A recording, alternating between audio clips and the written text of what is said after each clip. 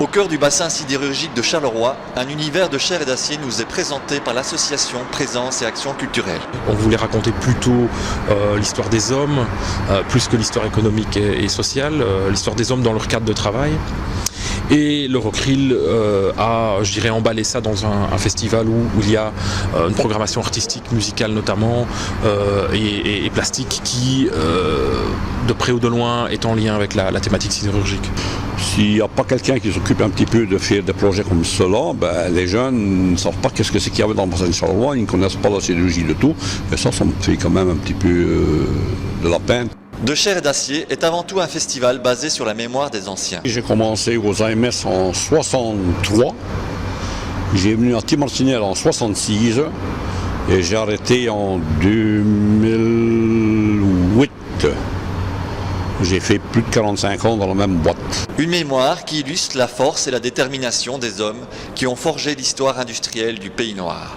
Quand le fourneau, malheureusement, il battait un petit peu de l'air, les hommes avaient énormément de mal. Alors, énormément de chaleur, énormément de poussière, et ils n'avaient pas facile.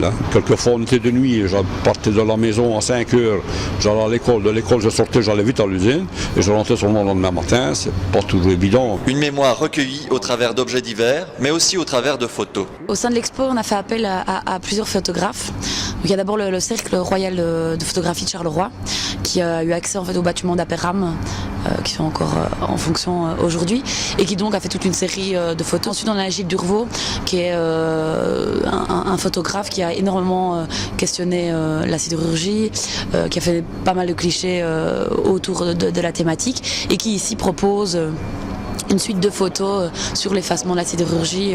Le déclin de l'industrie, c'est aussi le déclin quelque part de cette ville. Donc on interroge un peu le présent en sachant qu'on va se retrouver aujourd'hui avec la nécessité de reconvertir énormément de secteurs et aussi de reconvertir des friches et des endroits, des hectares de surface qui pourraient être convertis par le biais de l'économique, les PME, ou comme ici Eurocryl par le biais de la culture.